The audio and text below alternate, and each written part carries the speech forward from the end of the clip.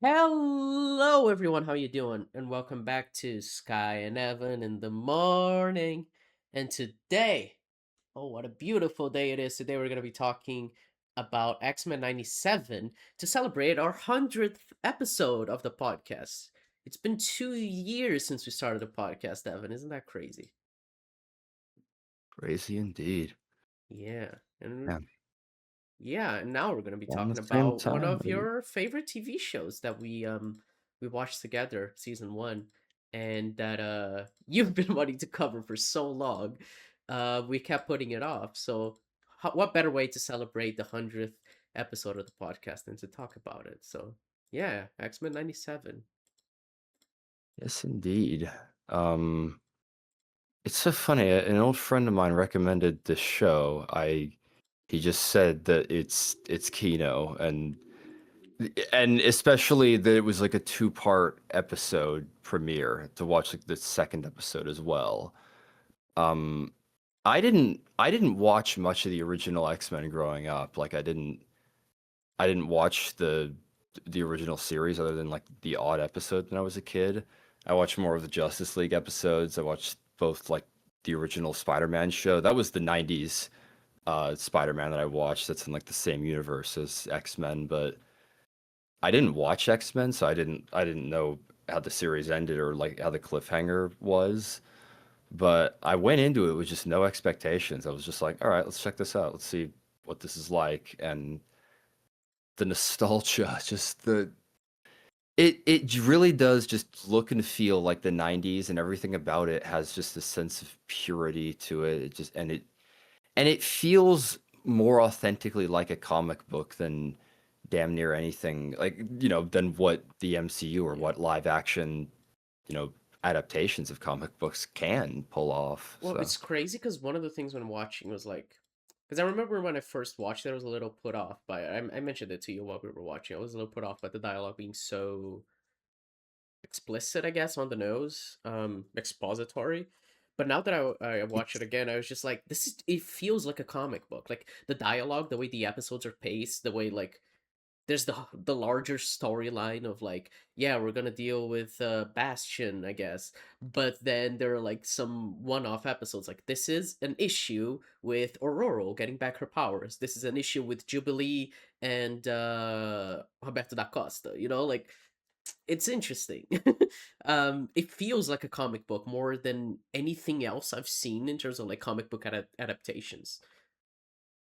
I think one of the reasons why the dialogue works so well like that is that it feels almost like those individual speech bubbles in comic Yeah. books, like where people say specific words and they have a certain punch to them. Not all the dialogue is like that, but the, Well, the lines it's that count have a beat to it. Yeah, it's funny because every line of dialogue feels like the most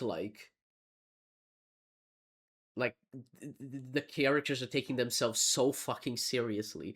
And it would be silly if the show itself wasn't taking itself seriously, if it was like the MCU like having this type of dialogue. Like it's like how in the first Thor film they have all this operatic dialogue and like super Shakespearean, right? And but the characters take it seriously, at least in Asgard. But then when you put Thor in with the rest of the MCU, the whole like snarky and everything. I mean, it obviously fits in Avengers, but like later on in the MCU, where it's just like, and then they just relegate Thor to being like one of the snarky, quippy guys because it's just like they can't take it seriously in this universe where nothing is taken seriously. But in the X-Men '97 universe, everything feels like they take everything so seriously, like nothing is a joke. And I kind of Well, appreciate it, just like we're taking the story we're telling seriously, and it doesn't feel like downplaying the importance of it.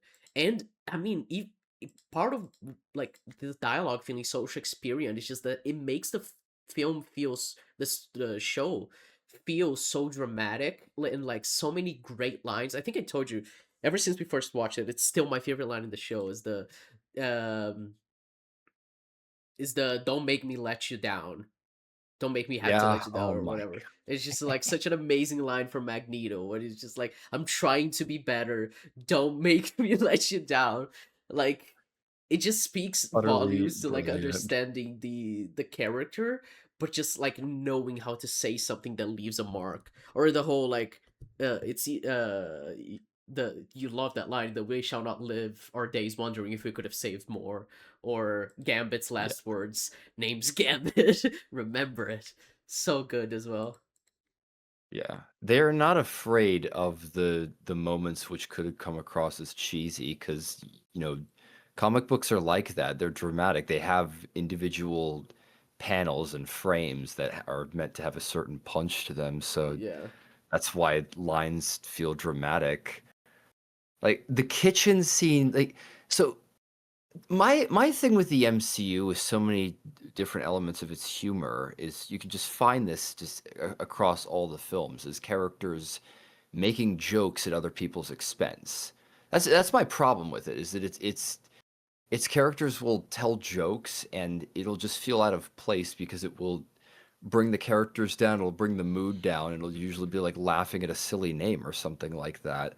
But in X-Men 97, you got like the kitchen scene after an action scene in the series when the characters are kind of like resting down and Remy he wasn't there. Gambit like didn't show up in the first fight scene, but he's cooking everyone like or breakfast and sucking up and Rogue comes to his side and then Morph comes in like looking like Professor X, even though Professor X is dead, the timeline. And the thing is that Morph stands out from the crowd. They're like they're the ones that are different in the story. They're usually everyone's a jokester in the cast of like something for like the MCU, Yeah. but I mean, Morph is everyone unique. became Tony Stark in the MCU. It's a big problem. Yeah, similar style of humor, but the characters stand out more for how differently they act from each other. I mean, it's just characterization 101. Yeah. So, I mean, every character feels very unique in the sense like everyone feels like their own character in X-Men 97. Like I think even like just from a like a character design standpoint, like from the animation, like you just look at them and you can tell who they are just by looking at them, which is like really, really well done. And I mean, the animation is another thing, like emulating the 90s style while also, being made in the 2020s, like really fantastic animation and use of color, like phenomenal. Like everything about the show is just so rich with character, both just like the characterization of characters, but just like the way it tells its story. It's so um efficient, that's like the word that yeah, I think just sums the show up. It yeah. just I mean, it's crazy. The it's episodes are like 30 minutes long as well, but it's like they have more punch to them than like most 40-minute, 50-minute TV show episodes. It's crazy. well, yeah, consider that the premiere is just a 2-episode whammy. You have a cold open with an action sequence with Roberto getting kidnapped. He wasn't introduced in the original X-Men series, so that's why they introduced him inside of that episode. And then, you get him introduced to the Friends of Humanity, who are like a villain faction early on.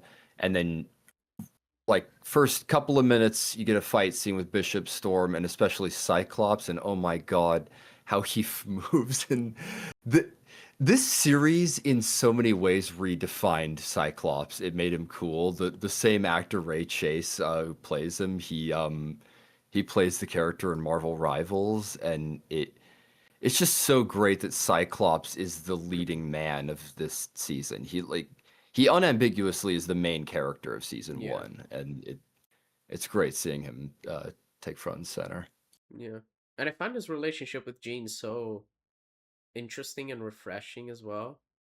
Like, because I know a lot of X-Men fans complain that the whole Jean X-Men, the whole Jean Wolverine relationship feels like really shoehorned in, and most X-Men fans don't really like it. The way it's dealt with here is just like it felt very thoughtful, I guess, the way that like Jean unambiguously obviously loves Scott, And the thing with Logan is just that, like, that one scene where she kisses him is just that she needs the comfort because of like the trauma that she's just experienced of like losing her child basically, and Logan being the mature person to just like let her down and be like, no, you just forgot the rules for a second. Like I thought that was like that's again just like amazing use of dialogue. It's just like, you and Scott belong together. Those are the rules. You just forgot them for a moment. It's just like, it just says so much about Logan's character. Oh, it was I mean, so good. I could just see the comic book page, you know? I can see Mm, the reaction, the speech bubbles of just like it those types of moments are what like give comic books impact, and this show in terms of its pacing and just how it's structured understands that. So, yeah. yeah. The other thing that I love, you were mentioning Scott and Jean, it's incredible. For one, like you mentioned the Wolverine dynamic, which I do think is handled well, but they're married in the show with Jean being pregnant, and that is kind of where the story starts. And their dynamic dictates so much of the pacing of season one of the show, like them as a couple, as a married couple. And something else that this show has that the MCU does not is just genuine romance and Mm. love. I mean, what from the MCU, like Pepper and Tony, like what are the other romances? Because you know you also have Rogue and Gambit in this. There's a ton of I mean, couples. Peggy and Steve, I guess. Yeah, Gamora and Quill. that's a pretty good one. Yeah, Yeah. that lasted a while. What others? Well, Jane and Thor, I guess. No, we're not gonna count Jane and Thor. Come on. Come on, They please. tried. Let's be They honest did here, what they Evan, could. please. Um My God. I was gonna say, oh One yeah, Doctor Strange and fuck, I forgot her name. I did too. I know who you're talking about. Yeah, Wasn't that only Rachel like two McAdams. movies? Well, yeah. I mean, it's weird. It was kind of the thing is they don't end up together in the first Doctor Strange. They're just on good terms, but they're not like dating. Um, and in the second one, she's married to someone else, but there's the whole like, I would love you in every universe thing, and but the way they handled it in like What If was good. So I don't know. I guess that's kind of a romance. There's three versions of this, three times where they were kind of romantically involved. So yeah. Other than that, I don't know. Those are the ones. I mean, obviously, the Incredible Hulk. There's a Hulk and Liv. Shit, what's the name of the character? Liv Tyler, Yeah, yeah, right? yeah. I was trying to think of the I name of the character, forgot but yeah, her it's Liv name. Tyler. And then obviously there's Betty, right? Betty Ross, Betty. or Yeah, yeah, you're right. yeah, I think so. And then there's Banner and Natasha in Age of Ultron, which is the fever dream. I mean, I get where Whedon was Didn't coming from when he wrote that. It's just really weird. yeah. Those The are the point romances where being, it's very like not good. Is the bottom line. romance tends to be prominent in comic books. You know, Mm, I feel like the Raimi Spider-Man movies understood that with Mary Jane.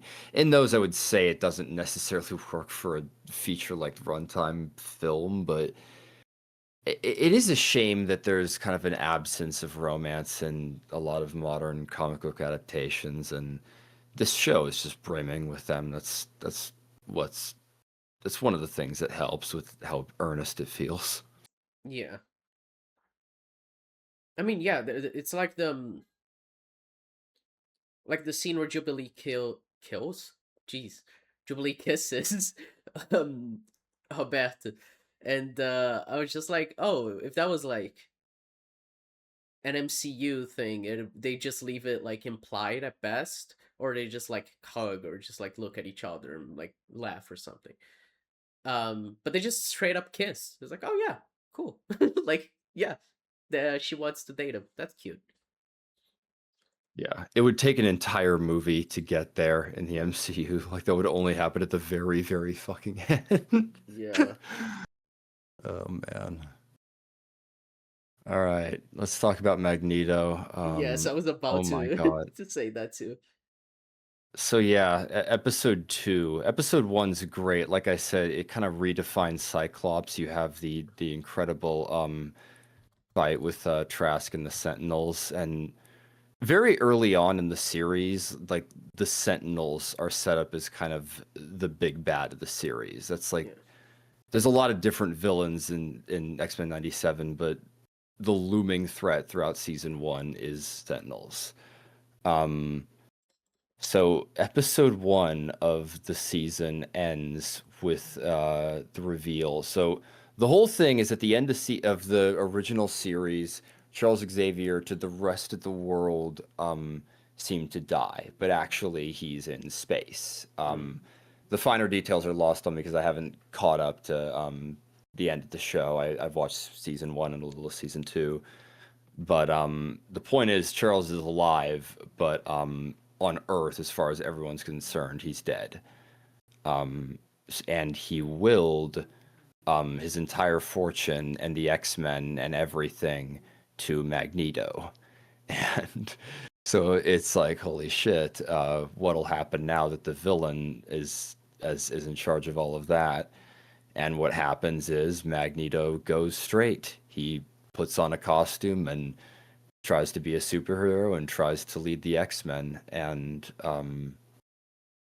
it's just such a unique. There's been many different iterations of Magneto over the years because obviously we have Michael Fassbender and Ian McKellen. And the X-Men movies that we've gotten from Fox and the like are varying degrees of quality, but it is one of those things where there are certain advantages to a TV show and a movie, but this show just takes full advantage of its characters in ways that I just feel you can't really capture in the same way in a movie with Magneto. Yeah. But Well, it's what I said. That Matthew Watt, one line of him, just like "Do not make me let you down," is just so like indicative of like he's trying so hard to be the person Charles believed him to be, and it's why in the finale of the season, um, the whole confrontation inside like Magneto's mind and everything, it just feels like so impactful because Charles, even though Magneto's still trying to just like kill all humans, basically, he's just like, I still believe the in the good in you. It's God, it's like it's their dynamic. The whole thing from the comics, the whole thing everyone like loves from the X-Men is just like really well presented here. And yeah, it's the whole like Malcolm X and MLK thing that people yeah, always talk about. I feel like that dynamic is pretty well done in the movies as well, but there's just a little bit more bite in this show, yeah, and the performances are in no small part of that. Yeah, the actor who plays Magneto in this, his name is Matthew Watterson. Incredible performance. yeah. There's a lot Probably of my actors. favorite VA in this show is him. Yeah, there's a couple of actors like Cal Dodd played Wolverine in the original show, and he came back. There's the actor who plays Beast is the same actor from the original show, Nightcrawler as well. A lot of the actors came back. Some of them passed away, and Magneto was one of them. The actor who played him, so he's emulating the original actor's voice to a degree, but he's also doing his own thing, and he just breathes such life into the role, and those hard hitting lines that we keep referencing, like they are so well done by him. He leans into the role in the perfect way. Yeah, so much gravitas to everything he says. Really great. Yeah. I Um, um, I mean, obviously, I haven't seen the original, so who knows? But I thought it was a little cringe, I guess, the way um Charles like just like fakes his death and is like marrying fucking I, Shi'ar queen and everything. I thought that was a little I don't know. I mean, it is funny. I was kind of thrown for a loop. When I watched it for the first time, I didn't watch any recaps or anything like that. I just kind of watched it and was taken for a ride. So I thought that Charles was just dead Yeah, when me I too. watched it. Which I thought was like a really ballsy way to tell an X-Men story. I mean, really, you feel his absence in the show. It's what Hmm. I think works so well about it. Like if you've consumed X-Men movies or read any X-Men comics, you know how central he is to the X-Men. For him to Yeah. just be dead, there's a loss, and Scott's doing his damnedest to pick up the slack. So yeah, Yeah. So I don't know. I mean, it's probably like it probably reads better if you know from the get-go that he is actually alive. So you're not caught by surprise when it turns out that he is alive and he's just hiding in on another planet and marrying a fucking Shi'ar queen, I guess. Um and I mean it is kind of I did kind of like the whole like going into the astral plane and teaching them about coexistence. That was that's like really cool. It's so like Charles Xavier what. core. Yeah, it's funny. I'm watching like season 2 of X-Men 97 now, and I'm still waiting for that moment, that speech, that like level of Charles Xavier, because that is such a brilliant scene.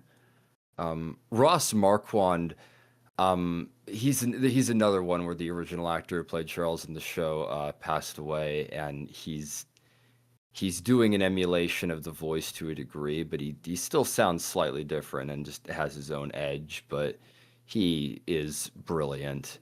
And he plays Apocalypse in season 2. He's one of those voice actors who plays multiple roles in different projects he works on because he's an impressionist. Yeah, he is excellent in this show. Yeah.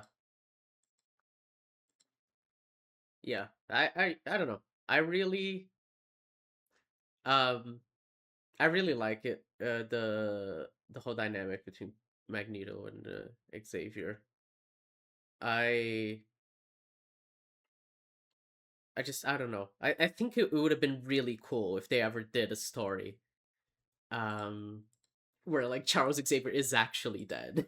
Like actually having Magneto needing to lead the X-Men. Like I think that could be really awesome. Like I think the way they explored it here it's like really cool, but I want to like maybe there is Well, a comic run where Charles is actually dead, but well, I mean, it's funny how that works. Like a comic book is usually one small part of a very larger story that goes on for, months and months. These individual episodes kind of have to tell one-off stories, so they feel kind of like they're fast tracking. And I mean, there's no secret these episodes do adapt certain elements from comics. They take something like the trial of Magneto, for instance, in episode 2. That's straight from Chris Claremont's comics. So they take several different elements from comics over the years. It's one of the reasons why the show feels so authentic in that way. yeah.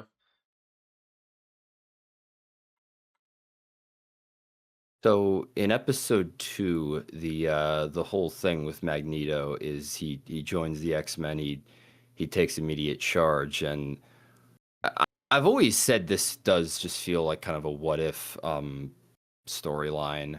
But what he says is that Charles and none of the other X-Men used his money to help mutants on Genosha, and it's one of those things where he says it snidely, and it these types of questions get brought up in comic books of like why don't characters just do this, instead of that, and it is a question that makes sense. Charles could do more. Like just like Batman, people are always criticizing Batman for not doing more with his money, but even though people say like he does, and I'm sure the same works for Charles. But he uses a ton of his money to have the Morlocks who live in the sewers in the original show go to Genosha, and he plans to make it a safe haven for mutants.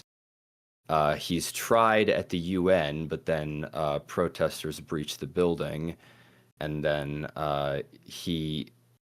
the scene like climaxes when one of the villains who calls himself Executioner. He fires a rifle which deprives Storm of her powers. And dude, oh my god, we haven't talked yet about that scene where she glasses the desert. Storm is brilliant in this show. Another actress, the original actress who plays her in the show, plays her in X-Men 97. Storm is so well done in this. Yeah, it's I really like the way she feels so fucking powerful. And I mean everyone in the whole universe of this show knows how powerful she is. Like that everyone is terrified of her. And I find that so cool. Um just like showing her like full level of controlling the weather, like the way what's his name, Forge, like calls her a goddess and everything. I think it's Yeah. really cool. She seems so in tune with nature. It's kind of like, I mean, she's always. That's another element of the comic book isms where they have her full out like chanting and what sounds like poetry to control the weather, and it's just one of those comic book isms that they fully embrace. But yeah, Storm loses her powers in episode 2, and Magneto takes this council from the UN to like the edge of the atmosphere, like edge of space, and he gives this huge speech about mutants and about being a villain. Like he says, like I could smite you. There were days I would smite you all for what was done to Storm. But he's like, it's where just the whole basis of season 1 is with Magneto just genuinely trying to be a hero. He just tries to completely turn it around, do what Charles would want, and instead he saves them, but obviously with the uh, the tipping edge that they give him Genosha, which they do. So Magneto becomes the leader of the X-Men by episode 2, and also uh, puts a lot of effort into Genosha. And the cliffhanger of episode 2, like this was just a it's just a brilliant 2 episode double whammy, but a second Jean Grey shows up at the front door of the Xavier mansion. So that is the premiere of X-Men 97. Yeah. We should talk a little bit about Madeline. Yeah, well I mean that's episode 3. So Yeah. what do you think of Fire Made Flesh? I thought it was I thought it was kind of fascinating, the whole idea of, because like they mention it a few times, the whole idea of like a psychic who can't trust her own mind. I think that's really cool. I mean, not to bring it up, but Legion does that too, of a character who is a Oh, come on, psychic. Skye. Legion like kind of started this whole thing because I watched that with you. You were comparing elements to the show, and it is comparable to what they Yeah, do with Legion, where you get full dreams and yeah, set. I mean, it's what makes telepathy such an interesting superpower. You know, if you depict it right. yeah. It's the whole idea of like how, imagine your whole power is relating to your mind, but you cannot trust your own mind. Like that's terrifying. I mean, Legion does that in a different way. Jean is a much more um settled individual than David. um but it's fascinating the way they explore that with Jean and Madeline, and just, I mean, they don't know which one is the real one, and I mean it kind of funnily enough reminds me of Rick and Morty, I guess, with the whole bets. Actually, yeah. Yeah, because you're just like, which one is the real one? And then you realize at a certain point that it doesn't really matter. Like I think it's Nightcrawler, right? Kurt, that says like if you remember how the memories feel, if you like, Yeah. it doesn't matter, it's real to you. It does You don't need to have like actually experienced it. If the memories feel real, then they are real because they affect you. And I find that really interesting. Like, I don't know. And I like the idea. Jean even mentions about Madeline being sort of like a sister to her after Aurora left, after she lost her powers, which I also find it really cool. Just wanting to have that connection to someone um that is like her, because it is a bit of a boys club in the X-Men. So I thought that was cool as well. I don't know. I really like the whole dynamic between Jean and Madeline. I honestly wish we gotten more of it, even though obviously, it works for the No story. shit. Yeah. Well, it's funny, like, that episode just kind of takes so much all at once, and I remember the week waiting between that. I was like, holy shit, does that mean Madeline's gone too? It's like, yep. It's like, damn. You get a little bit of her later on in the story, but episode one, you have an arc where Mr. Sinister, for one, Mr. Sinister created her at some point in the original series, and it's kind of like ambiguous when. Um, Probably more like a year because it's one of those things like Scott definitely got her pregnant, so I'm like, it was a while ago. She's Yeah. been Jean Grey in the story for a while. But the one that Mr. Sinister took, the original Jean Grey, escapes and comes back, and then Mr. Sinister influences her, and then she turns herself into, I think, yeah, like the Goblin Queen is what the character is called in the comics, and she refers to herself. So, Yeah.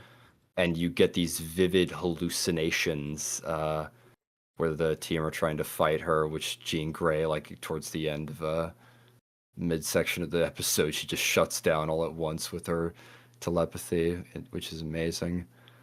Um, and then Mr. Sinister, you get a showdown in like a full out gothic castle with Madeline, and then he just has a full out lair again, just embracing just the comic book Comic isms book of the isms, evil yeah. lair. It's very cool. It's very over the top. Yeah. Um. So yeah, the Madeline Pryor episode ends. Nathan, uh, basically Jean and Scott give birth to a kid in episode two. And the kid's name is Nathan. Um, There's Nathan is a pivotal part of season one, and it's what gets a lot of the story going.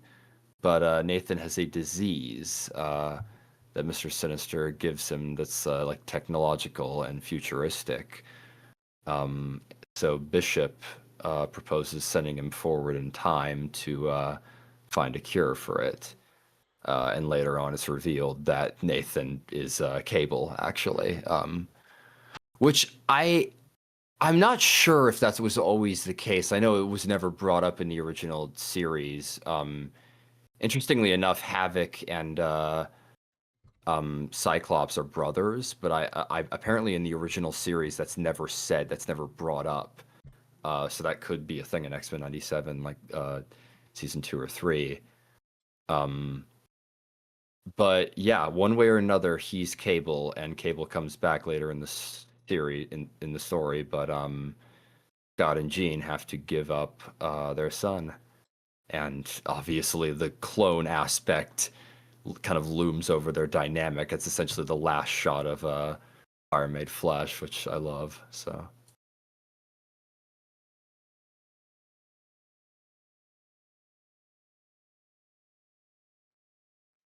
uh, keep going.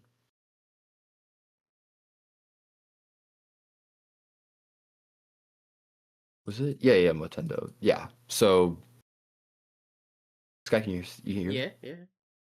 Okay, just checking. So yeah, Motendo Life Death.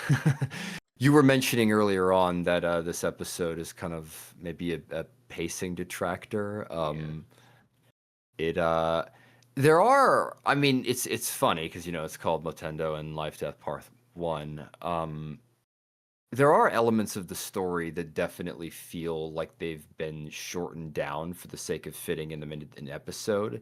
This might have been an episode that could have benefited from one whole Jubilee arc and one whole Storm arc, because Storm gets part of her episode with Charles, and then well, in the next episode, and then there's only like 10 minutes of Forge and Storm, and they make the absolute most of it, but there's only so much you can do, and especially when the Jubilee material is like by design meant to be whimsical and lighthearted.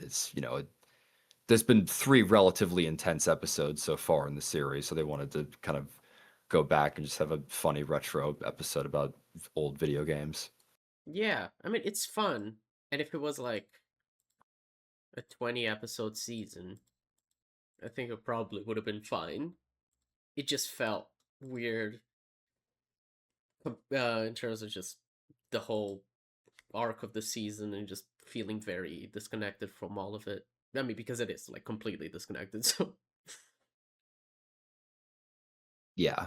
I I don't know.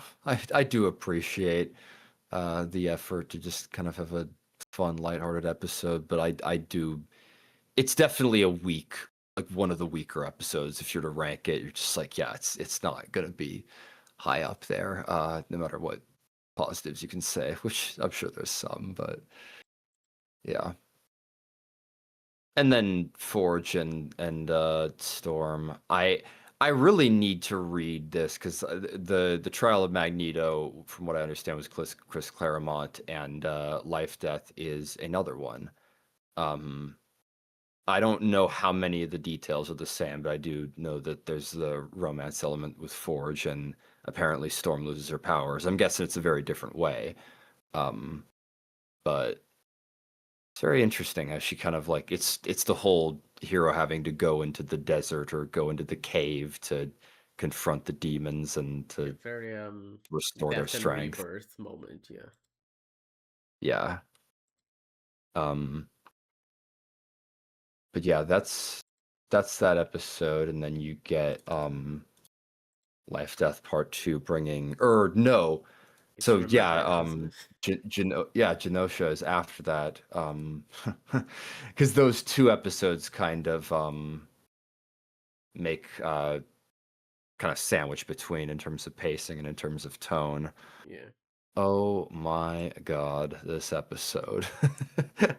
Remember it is I like one of the greatest animated episodes I've seen of just like ever. It's crazy. Yeah, it's one of those things that I'm sure I'll sound hyperbolic, but it this episode is special and impactful to me in ways I've barely ever seen in animated TV. Like certainly superhero, and like I said, I've seen a lot of superhero shows. Like I grew up with Batman the animated series and Justice League and Unlimited, Spectacular Spider-Man, the OG '90s Spider-Man. Like there are so many great comic book stories. Some that have taken elements, but it's just this episode is so brilliant in bringing comic books to a grounded level that you can watch. It feels like just watching a comic book. And the ending and what it builds to, it feels like those infamous, like the death of Superman or the death of Gwen Stacy. It feels like those huge, devastating moments in comic books, like that just take something big and become infamous for years. Like Yeah. because they just take it 100% seriously by the time you get to the very ending of it. Um, so yeah, remember it starts off with the uh the different characters from the mansion are getting interviewed by Trish Tilby, who was introduced like earlier in the series. And she's a reporter, so she's just doing like seemingly friendly interviews with all the X-Men for a bit. At the same time, Genosha is joining the UN. It's what was established in episode 2. And when so Magneto's going there because obviously he was the one who like set everything up, and then Rogue is joining him. Um, we haven't yet talked about that dynamic that was set up between those two. So there's history between Rogue and Magneto, which Yeah. was not. I'm not sure if this was ever a thing in the comics. I highly doubt it, from what I understand. Um, it's an interesting thing that's just added to the story for certain. I really like it. I like the whole idea. I mean, You know, I don't know if there's anything like particular like, oh, I like the way their characters like, but I like the whole idea of Rogue having like someone she can be close with, for one who let me try to word this right. So, because Magneto isn't like afraid of his sins, I guess, but Gambit is, and that's like part of the whole like love triangle thing of yeah, like Gambit is really like regretful of every bad thing he's ever done, and he feels awful, and he feels like he doesn't deserve happiness. Whereas Magneto doesn't feel that way. He embraces the bad things because he's had to endure so much that he's just like it's made him stronger, I guess. And then Rogue is pulled between these two sides, and then there's obviously the whole physical versus um emotional relationship because Magneto can actually touch her without hurting himself, without anything. But she can't touch Gambit. And that's what I like. I love that scene where they're dancing, Magneto and Rogue, and she kisses him, and she's just like it's been fun, sugar, but I Gambit is some right. things are Like there's deeper some than things that are skin. yeah, it's just so brilliant. Like just from this one episode, I fully buy their relationship. Like her relationship with both of them. I thought it was really interesting.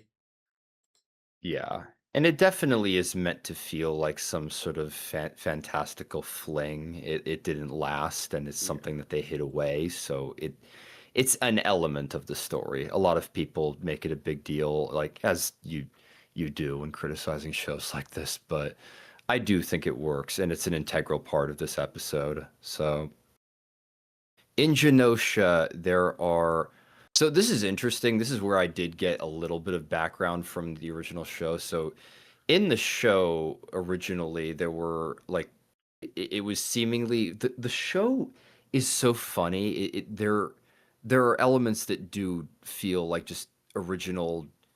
You know the whole like cliche of like a trap door like falling down or like a a net falling on characters and then they get captured part of the way through the episode. Like Mm-hmm. there's a lot of cliches like that in the original X-Men series. It's very cartoony. But in the original show, Genosha had like a seemed like a safe haven for mutants, but they were actually capturing a bunch of them and enslaving them to work on like a dam. And they used the same inhibitor collars that they use in the show, but also Sentinels were on the island, including a master mold, so that kind of sets up what happens later on in the story. But I don't know like politically what happened with it later in the story, but the idea is just like it basically given to Magneto or mutants writ large. And on the island, for one, it's established that things are pricey. Who knows what that might lead to had the ending of the episode not gone down, but seems like maybe only the rich and affluent could live there at least initially. And there's all this decor that kind of like idolizes Magneto, and this like Magneto was right is a expression you see all over the place. Um, and then the Morlocks who like Magneto rescued from episode 2 of the show, they're shown coming in on a train as the Blackbird arrives. So you get this sense it's one of those things, we all know the episodes where like, a ton of characters die at once, or that really infamous episode of the show. This is one of those where like you watch it, you rewatch the episode and you're like, this feels so tranquil and plain and benign until you get to the end. But yeah.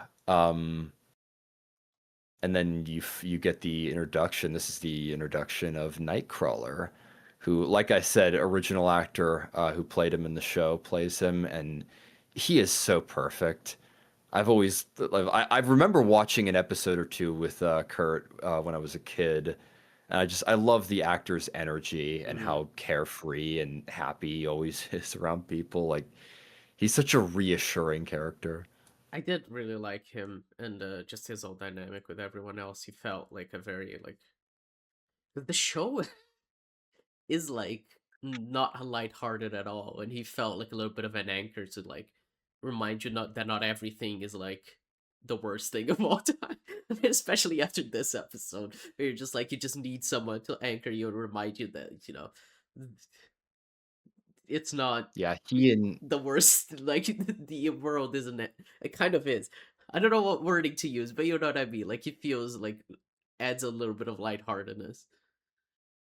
Yeah, he and Morph are beneficial in that way for adding a little bit of levity and humanity to the story. Yeah. Everyone has their own sense of flavor, that's what's so great. The characters stand out from each other and they're specifically unique. So, oh man. So we talked about the kiss between Logan and Jean that Logan rebuffs, and like you said, he's the adult basically. He's Yeah. just like nope.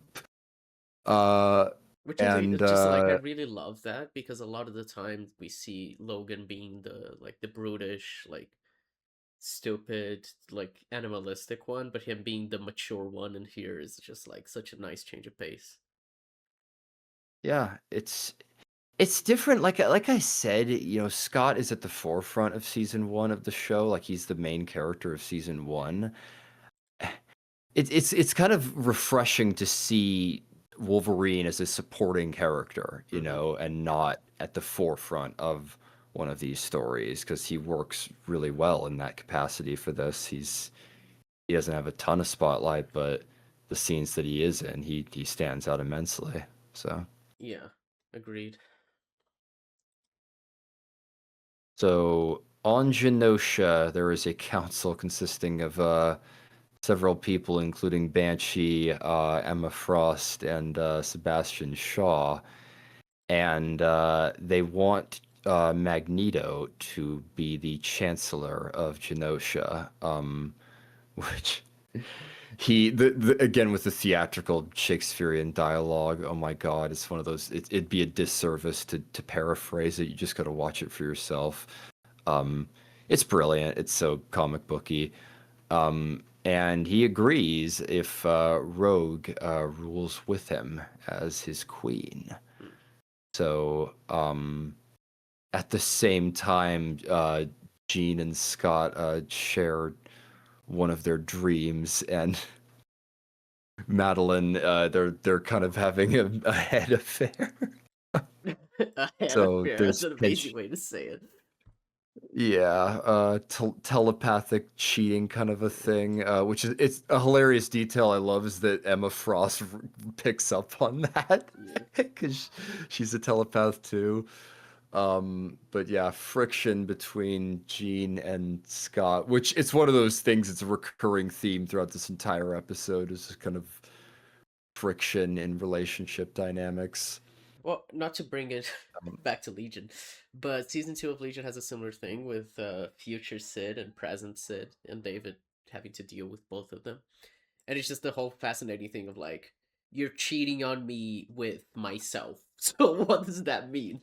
Um and it's hard to like know like fully understand the implications, but it's just like a it's just like he clearly has an emotional connection to Madeline as well, and she's like he says she's the mother of my child. Like, it's, as far as he knows, they're both Jean, so it's just really like and she hard for was him to Jean understand. for a while, like a Yeah, long time. They did a bunch. It that meant something. So it's cloning brings up an element like that. You yeah, can have that in a story. So yeah. Which I thought was fascinating that they actually address it more than just like Madeline leaving and then that's it. Everything's fine now. It is very much not fine. Yeah, and obviously, the ending of this episode happens and kind of cuts off a lot of what this episode could set up, but Madeline stuck around. This was kind of like the episode after her absence. Last key thing she was doing was like trying to help out in Genosha. So Rogue, it's funny, Rogue is yet again Lenore Zan. She is one of the actresses who was from the original, and again also in Marvel Rivals. Absolutely brilliant as Rogue. She's so good in this role. Fits right back in it from the original series. So she tells Gambit about her affair with Magneto, and so the whole thing it's established is that Magneto's powers protect him from her touch. Um, so there's that, and obviously there's a barrier with the powers with Gambit, and Gambit as well says that they didn't like throw a label on what they had, but obviously there's still frustration. They still care about each other. But the dialogue is so good, and it's not afraid to be dramatic and to go full like quasi soap opera. But you know what I'm saying, like in a Yeah, yeah, complimentary way. They just they just pour into the performances and let the character and the actors do the work. yeah. Not to go on a small weird tangent, but the whole like soap opera dialogue, like a lot of people use it as criticism, and I understand it. Like there is a certain weirdness in terms of dialogue when it comes to soap operas, but um I find I really don't think it's like a bad thing when dialogue is like soap opera ish. I've been watching Twin Peaks, and that show is basically a soap I was opera. about to Yeah. Yeah, I people that's a perfect example of what I'm talking Yeah. about. Like that show takes a bunch from soap operas. Yeah, and like the dialogue is like so over the top dramatic, but it's not a bad thing. Like sometimes things are just very dramatic and it's okay. You don't need to like try to minimize it or like try to make it grounded. Like I don't think X-Men 97 is a grounded show, but it doesn't have to be. It feels huge and grandiose, but it's like that's what it is and that's what the story is doing, you know? So like why try to be any less? Why try to be more grounded and relatable when it's just not what the story's doing, I guess. I don't know. Yeah. Well, I mean, again, with the MCU, you can't help but tie it back to that. But I'm like, what was part of the assignment with that show? It kind of, what if superheroes existed in our world? But I'm like, they don't. And that's kind of the point. Comic books Yeah. are escapism. It's like, comic books are, of course, like Spider-Man's just in New York City, right? Like, it's like, yeah, but comic books are meant to be part of like our world, but enough differences that it couldn't really be our world. Like it doesn't. There's something about it that can't really be captured in like live action that I feel Yeah. like you need willing suspension of disbelief that a comic book has. Like the animation works that way. I mean, well, just drawing. Animation has a little bit more of this sense of suspension of disbelief. It shares that with comic books. Yeah. I mean, it's the type of thing that Into the Spider-Verse played a lot with, just like Spider-Ham, especially, or just being like fully like, now we're gonna we're gonna do like just completely like do cartoony logic of like not having to adhere to like real life physics or anything, because why should it, you know? So I don't know. Yep. Um. So yeah, there's a huge gala in the middle of Genosha, and Rogue shows up and crashes the party and starts to dance with Magneto, seemingly accepting his proposal to rule Genosha with him. And then as this is happening, Madeline, so the prior scene with Scott and Jean was interrupted when Jean was like seemingly hit in the head by something like psionically, and then um they don't cut back to that. The same thing happens to Madeline, and this is something that is absolutely brilliant about some of the attention to detail in this show. There are so many omens to Genosha. You get you can see Bastion actually in pictures in backgrounds or in there's several scenes where you see him just kind of sitting down or like standing at the edge of a frame. I but he's all over the place affecting the story indirectly. And something else is the so the song that Gambit and or that Rogue and Magneto are dancing to is Happy Nation by Ace of Base. And that's played in episode 1 when Madeline goes into Gyric's head.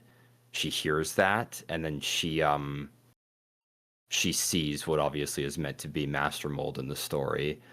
Um, and then when you see Madeline react, you see rats, which Jean after the fact in Genosha talks about.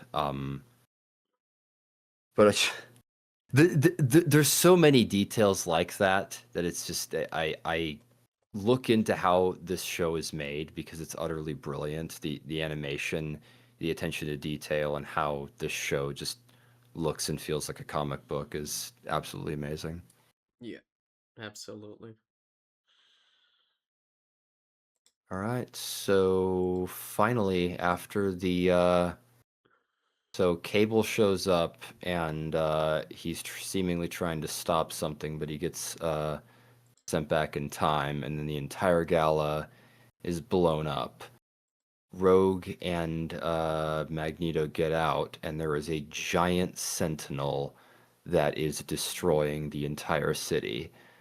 Um, I want to read a bunch of the comic book arcs that this show is based around, but I have read the first part of E for Extinction, which was the new comic books, like the new run with the new author in the early 2000s, and that's what this episode in part is based on. There's a huge sentinel that destroys the entire nation of Genosha. They kill literally millions.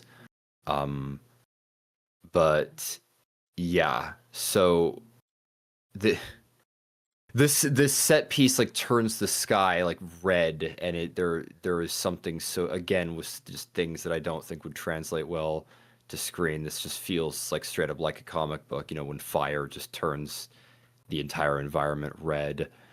Um, but Magneto, so they Ma- uh Nightcrawler is teleporting people out, but then he gets hit in part by a blast while saving Rogue and Magneto. So Gambit is up there already, and then the three of them head down to try to save the Morlocks who are trapped near the Sentinel. And there's there's that whole thing with Leech that was established from episode 2 where he told where Magneto said that he would never be afraid again, and he genuinely wanted Genosha to like be a safe place for him where he wouldn't have to live in the sewers anymore. But he straight up is going back for that kid, and that's what that line that you said, like, we shall not live our days wondering if we could have saved more, like, fucking Really underlined. brilliant. Matthew Watterson nails that, and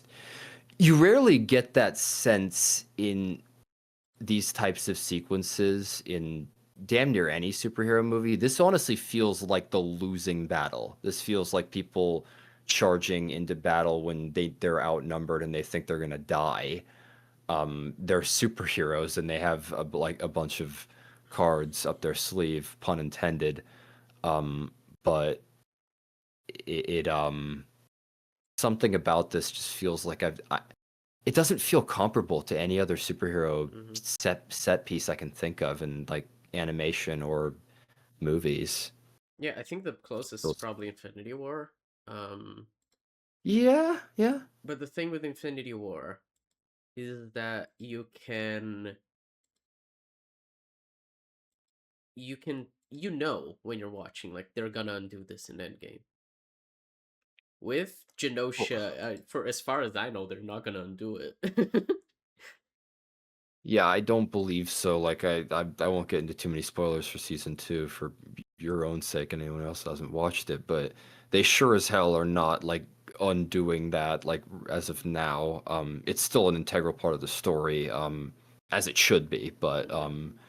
it's I you get the sense that that is something that will not be undone. Like I said, the death of like Gwen Stacy or the death of Superman, Yeah. those It's part hard of hitting it. deaths. It kind of feels like one of those things, because people say, like, nobody in comics stays dead except for Uncle Ben. Uncle Ben. Yeah, he's the one who kind of even they've seriously brought back the Waynes and oh my god.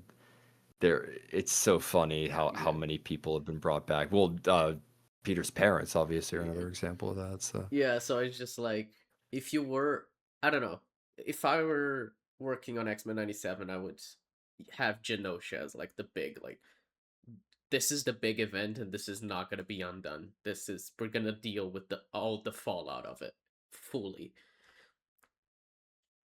because I think it would cheapen it absolutely. if not. So as far as I know, the show's taking it seriously and just being like, no, this is we're very much just going to take this seriously and ride the whole thing to the end. Indeed. So so everyone's fighting and then Magneto goes toe to toe with the Sentinel, and as he's knocked down, he full out gets PTSD flashbacks from World War II, including a shot of Jews in a concentration camp. Yeah. And again, they did not shy away from that element in the movies by any stretch of the imagination, but they kid friendly did in for the original show to a degree, but the direct comparison to that, to like the amount of people that are dead in this set piece to that, it's insane to see that. Like I just keep saying it, but this is just something that you rarely see in comic book adaptations. You rarely see this level of commitment because, comic books are meant to be entertaining, and the movies usually satisfy themselves. But the the ability to have an episode that hits as hard as this is a powerful tool. Yeah.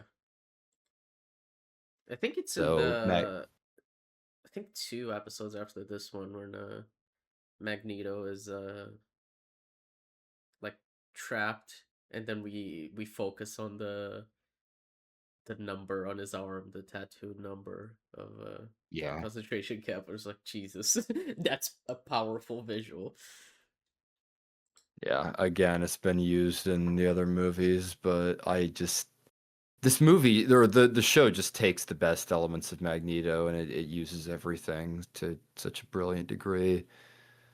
So Magneto uses a train again with the Holocaust imagery as a weapon, uh, and then Gambit gets to the Morlocks, and then they come outside, and then Magneto creates a giant shield, which the Sentinel hits, and it's clear it's like his last stand. And then right before it destroys them, seemingly, which we may get to later, um, Magneto says "Have no fear" in his native language, which again was just committing to to that in the World War II history. It is brilliant and something I never thought we would see to this level. um, yeah, so that's seemingly Magneto for a little bit. Which, like I said, we'll get to. So, Rogue obviously is sent into a just fury, and she goes at the Sentinel before Gambit manages to charge up a bike and stop her. And then the Sentinel goes after the Gardens, and Gambit charges it down, only to be hit in the side. And then, as the Sentinel draws it in, he ignites the entire thing. He charges the Wild Sentinel with kinetic energy, and the entire thing explodes with him saying, "The name's Gambit, mon ami, remember it." Yeah. Oh my god. Yeah, describing it does not do the episode and that entire set piece justice, but my god, this I already loved the episode, like or the show 2 episodes in with Mutant Liberation Begins and what they do with Magneto, but this episode it felt so unlike anything I'd ever seen from a comic book adaptation. Like you said, Infinity War's kind of the best comparable element of it. So, but this Yeah, hit and even hard. then, it just doesn't feel comparable. Like, this is a lot better than Infinity War. Like, you watch, you're like, wait, they're actually doing this, you know? Like, it's crazy. I don't Yeah. know. It's just a level of, like, because the show takes itself so seriously, and, especially due to it being animated and it being Marvel, you expect it to be toothless, but, like, especially with the way the show deals with all the politics surrounding everything, it feels like, oh my god, they really went there, you know? It's pretty crazy. Yeah. It's something that makes the show feel tangible and like it aged with its audience too. Like that's an important part of the story is like Yeah. the politics of the world. You wouldn't have Genosha if you didn't address that element of the story and just kind of told one-off tales with the X-Men. So It is actually kind of interesting to compare it to The Incredibles now that I think about it. In terms of, like you said, it, like the maturing with the audience, where Incredibles 2 just completely retells the same story, except with Elastigirl instead of Bob. well, And and just not the aging anyone family. up. And it's instead of that X-Men 97, it's just like address seeing much more mature topics, I guess. Yeah, even the family dynamics feel comparable from Incredibles to. I know people are always compare, Incredibles to Fantastic Four, but the X-Men kind of are meant to feel like a family to a degree. Like, they live in the mansion, of course, and the like, so and they run a school. But yeah, it's so well done in that way. Oh man. So that's the halfway mark of the show. 5 episodes in. I had no clue where the show was going to go after that. I mean, it's so funny because you're not sure where. Like the next thing they do is they tease out Mr. Sinister, and obviously Mr. Sinister had been established before, but you're like, what the hell is happening? Like, how the hell did that Sentinel get there? Who did this? Why did they do this? So many questions, and then they reintroduce Charles Xavier in space, and like we talked about, so mixed up with the Shi'ar and in a conflict with Ronan and other people. So there's this whole it's like the Guardians of the Galaxy aspect of the show, the stuff that's completely separate from Earth and kind of Mm-hmm. futuristic and the like. Um, Interesting element of the story. I'm not sure how much of this was from the original show. I do know that it was a part of it, of course. I'm just not sure how many episodes like that played a part in. Um, so yeah, Charles is getting married, and there is, conflict between the ranks of the family. It's like it feels almost Game of Thronesy, just full out trying to go for succession and marrying off and the like. And this is intercut. So Motendo and Life Death Part One, that was a one part was Jubilee and Roberto, and the other part was Storm and Forge. This episode cuts between the two of them. And I think the reason why they did that was, the moment when Storm gets her powers back, which is a highlight of the series, that like ties into Charles and the the vision where he like goes to the astral plane. Yeah. I really like the scene where she regains her powers too. I think it's pretty cool. Just like Yeah. visually, the way they do it. And the Oh music. my god, That's and another thing we haven't mentioned, but the music by the Newton the Newton brothers. brothers. Yep. Jeez. It's hilarious. Like something that we also haven't talked about yet is just the opening theme. Yeah. You go and look up the original theme, and it's it's the same thing, but it's just crisper.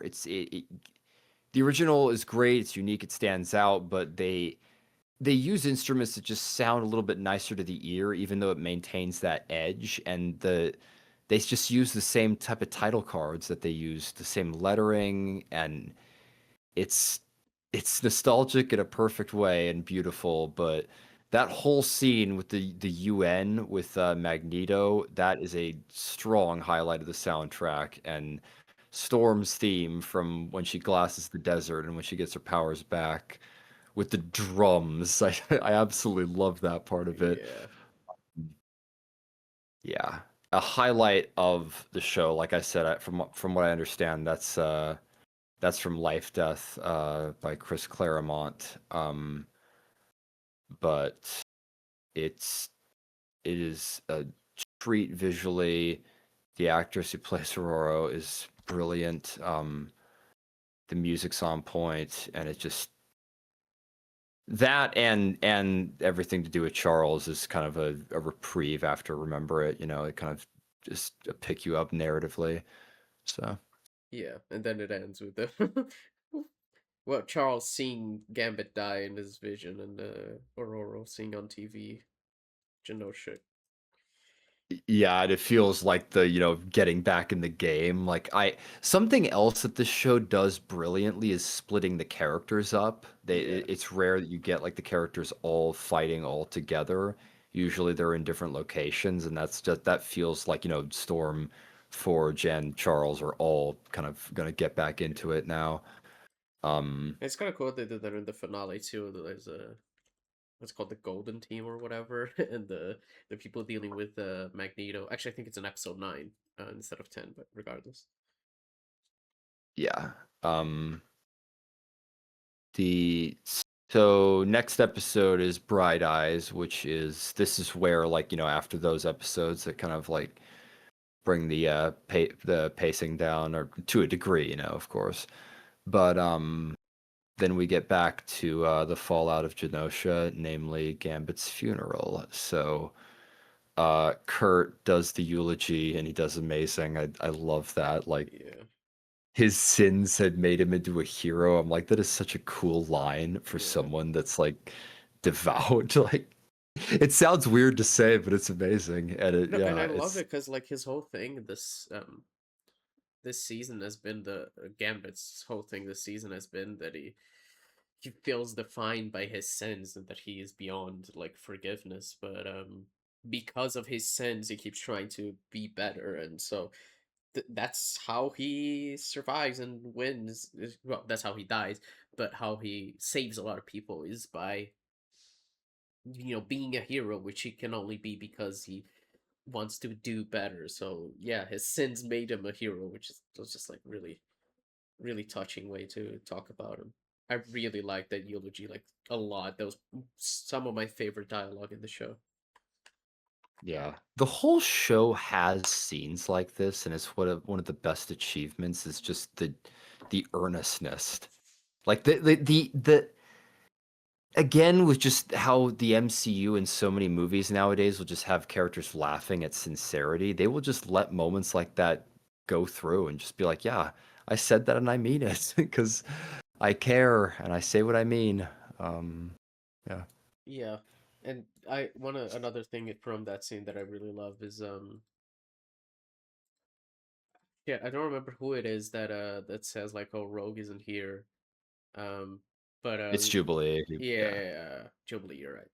And then Logan is just like, "Grief is a lonely war," which is such a great line, and it's just like again Logan being a more mature person, being like, "Yeah, we all deal And with grief in our and own ways." and comic booky, that's one of those lines that's totally something I could just see as a frame. Yeah. So, yeah, Rogue is enraged and knocking down the door of the base that Thunderbolt Ross is in. So she's just straight up trying to punch her way through to figure out whoever it was that did it to Genosha and made that Sentinel. So, and the obvious suspect is Bolivar Trask. Whom, yeah, I believe the last episode before this established that Mr. Sinister, they showed Trask running away from Sinister, and establishing that he gave the technology to him, so seemingly he's behind it. But Trask made the Sentinels, and that thing was obviously a Sentinel, even though they'd never seen anything that big or that devastating before.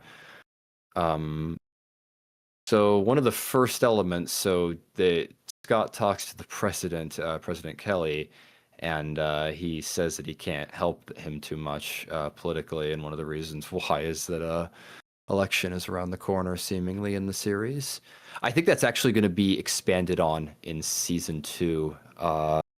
I believe a character named Grayton Creed that they might run for president slash win, which that might, who knows what that'll mean for in season 3 of the series. I love that that's an element of the story, though. Yeah.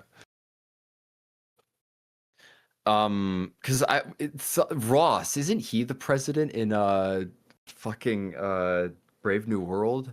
I I'm think not sure so. how many No. presidents. Yeah, no, it is. Yeah, it's Harrison Ford. Yeah, you're right. It is Russ. I don't know how many presidents they've established in the MCU.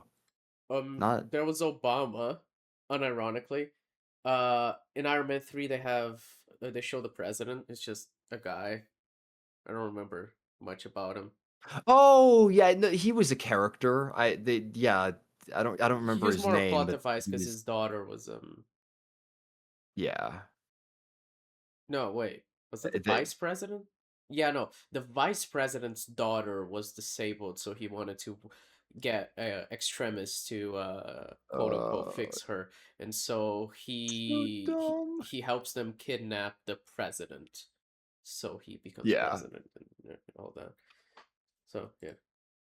And I think that's it. yeah. I don't know if there's too many other presidents established, so I mean, there's probably a reason they don't want to. They'd have to stick with. They'd have to lay out like some more of a consistent timeline, like God forbid, and they'd have to keep up with it, like with who was president and like all that politically. But yeah, they just do it in this show. And something else that's amazing in this episode is the X-Men full out take the Blackbird to Genosha.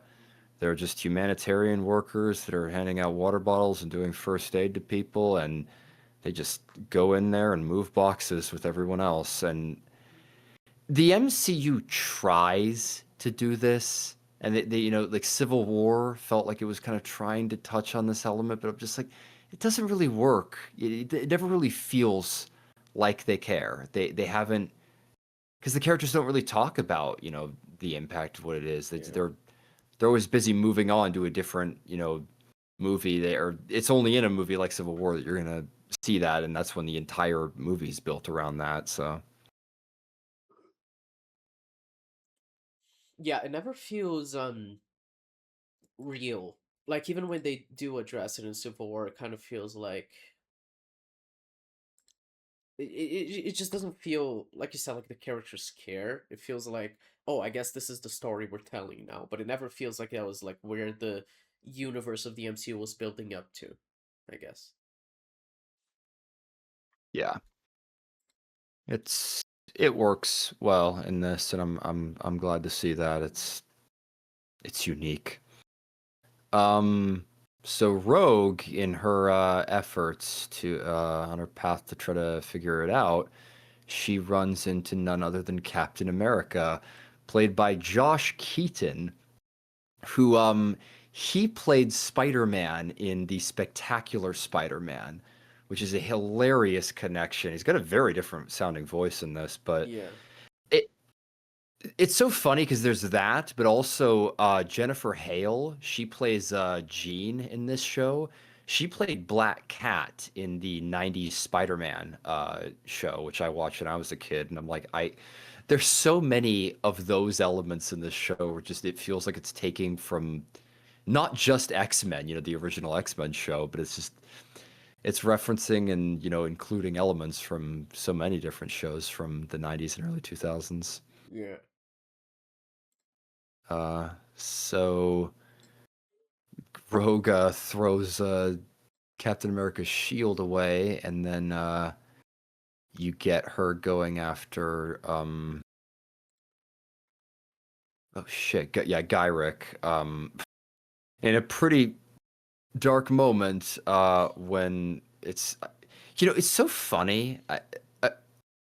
This is one of those cliches. This isn't just a comic book thing, but Gyrick has like moths or something. He has like butterflies and moths that he's like making a little sheet of, and I'm just like, I always love that cliche of the villain having a really weird hobby. It's just like,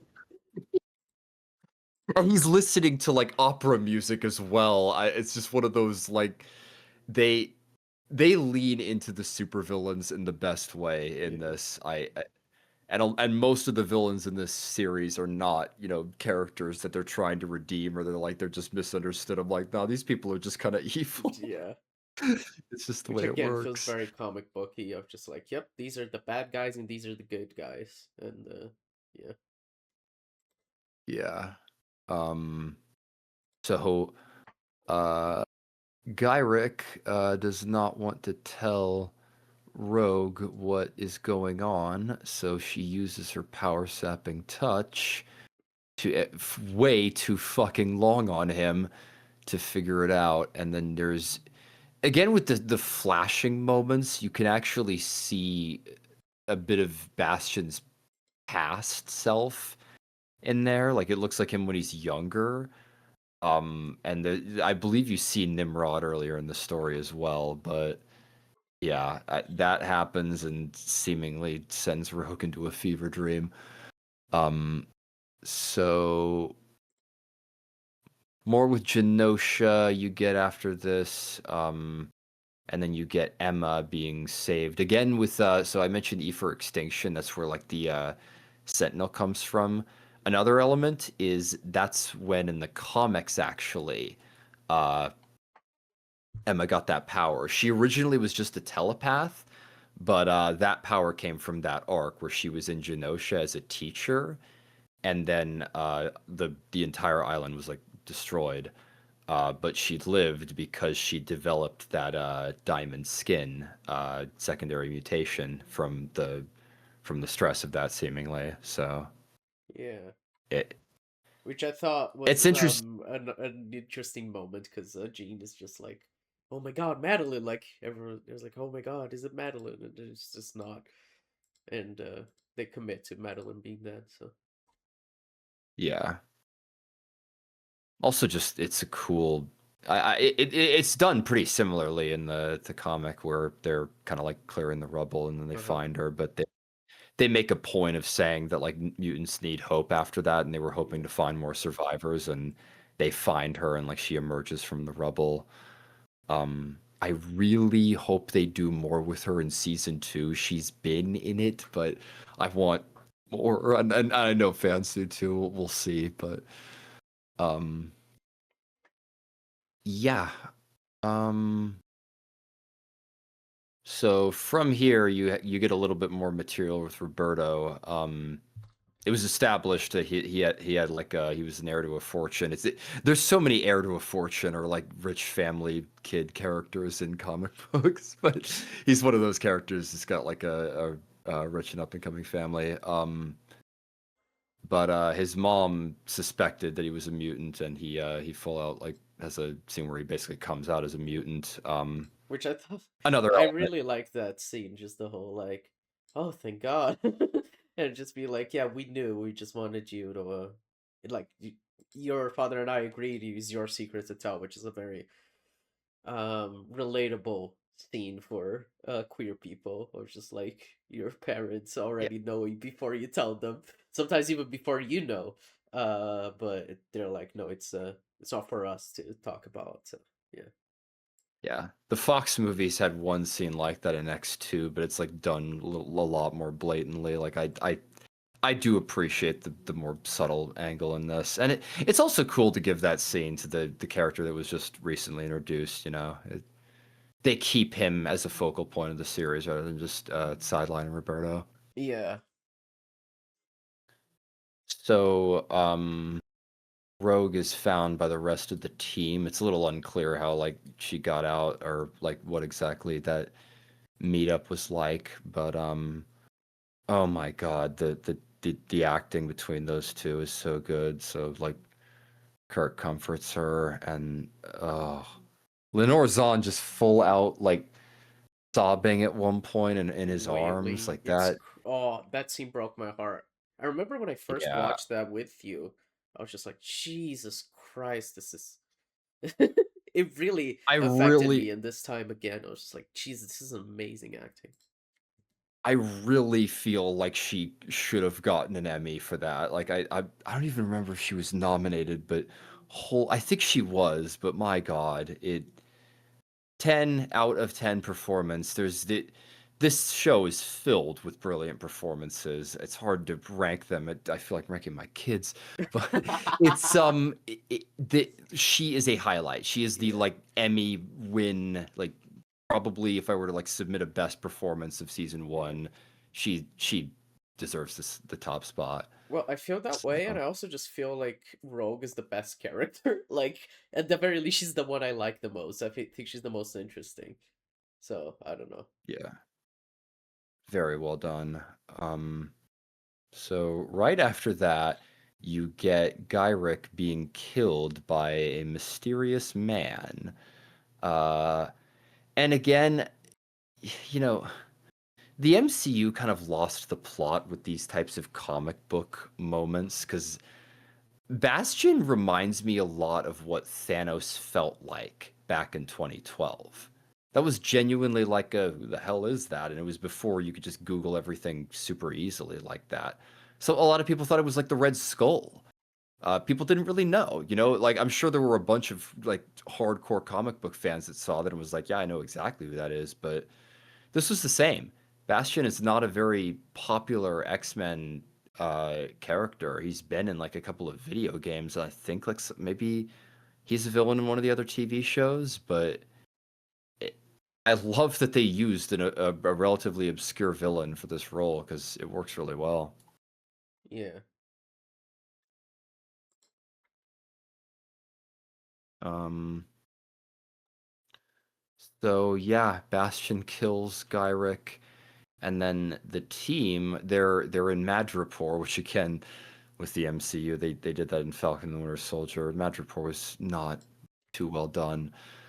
Uh, Trask is full out on the edge of a building about to off himself for Genosha. He reveals that Sinister is the one who is seemingly behind it. Um, and after he is about to jump, Rogue stops him and asks for more information or anything. And he says he has nothing, and she drops him. And it's one of those things where like this was already well established after episode 5, God forbid, but like when has the MCU had a moment that dark? That like that was the full because it's like it's revealed later on that Trask is dead, like which we'll talk about in a sec, but that was attempted murder that Rogue full out did.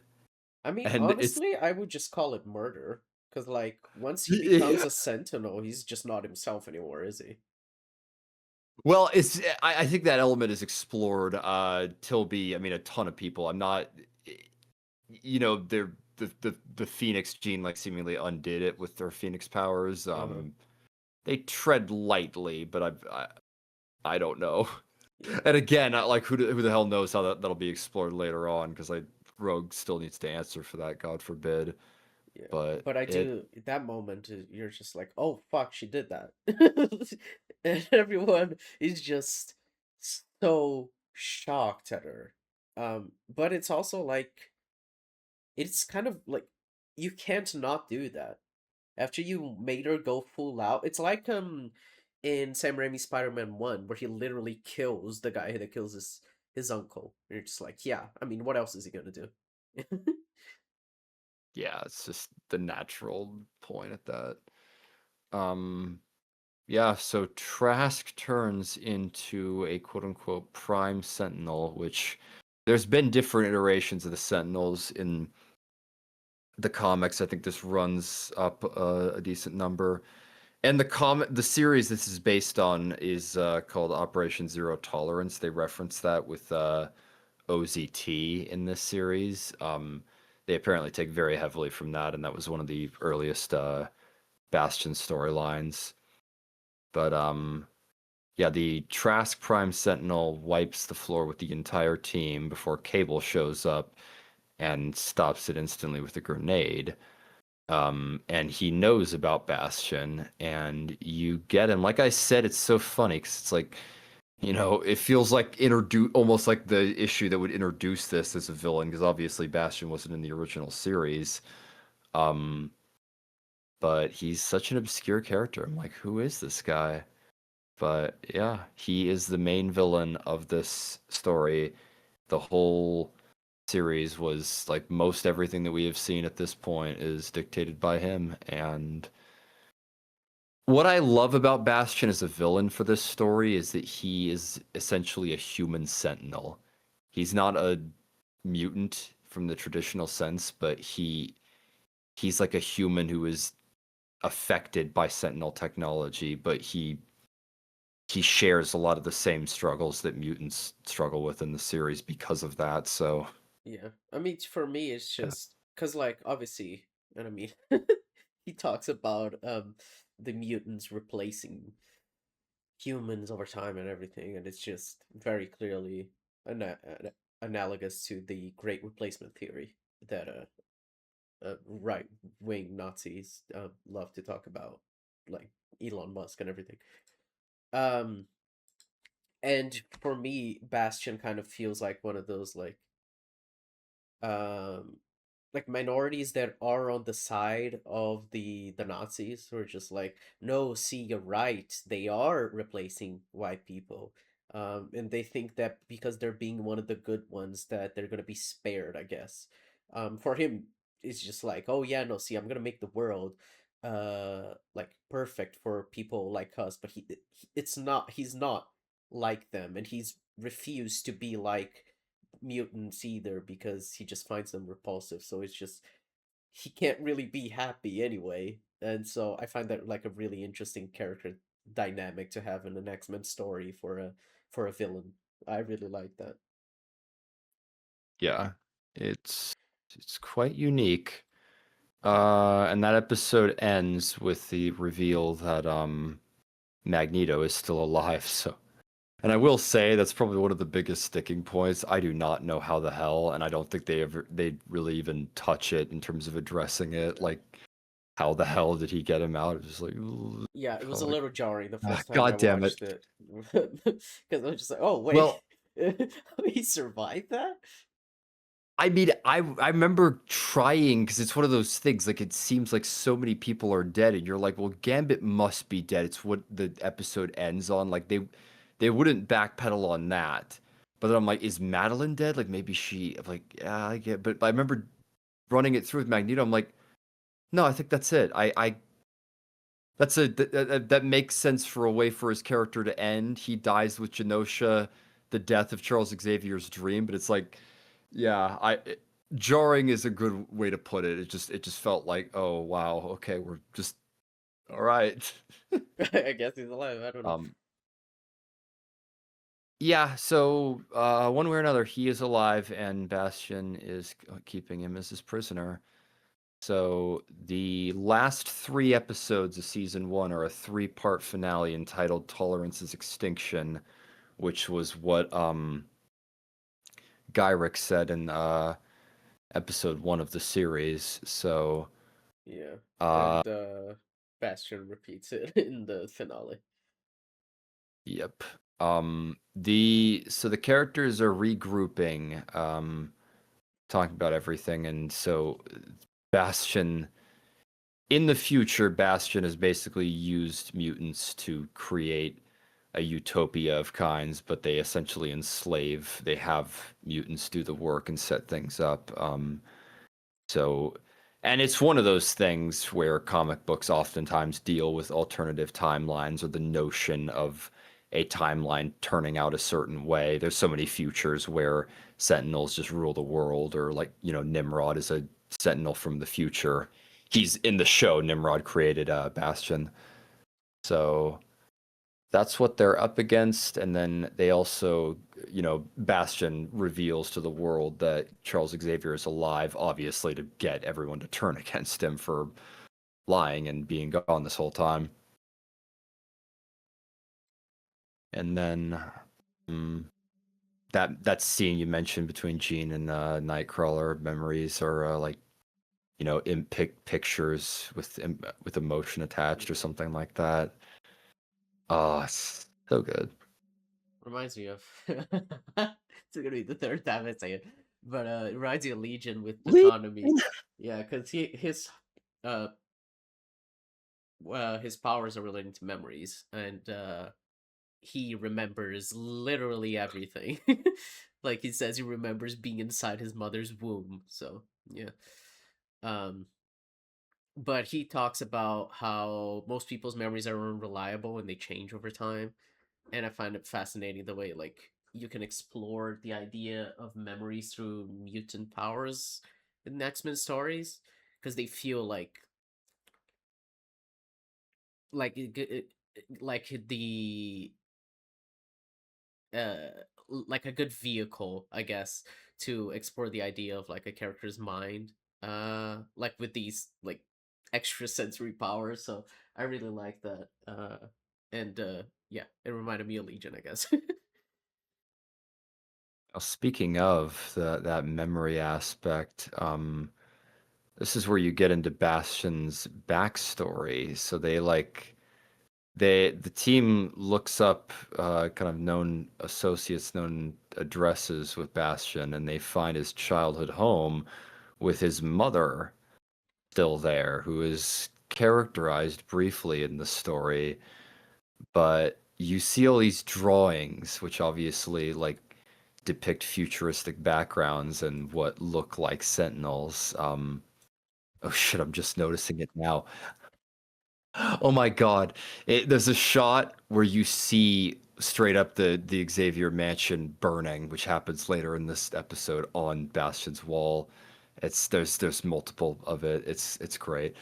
Um, but yeah, Jean manages to like use telepathy to learn a little bit about him, but his father was infected with Sentinel technology by Nimrod when his father was, and then that affected Bastion when he was born. So he's essentially part human, part Sentinel, and his his whole thing is creating Prime Sentinels and Fallout just taking over the world. And this is it's one of those things where X-Men does have these types of world-ending events, and this whole three-part finale is basically that, just the Prime Sentinels Fallout taking over the globe, and Bastion's final plan.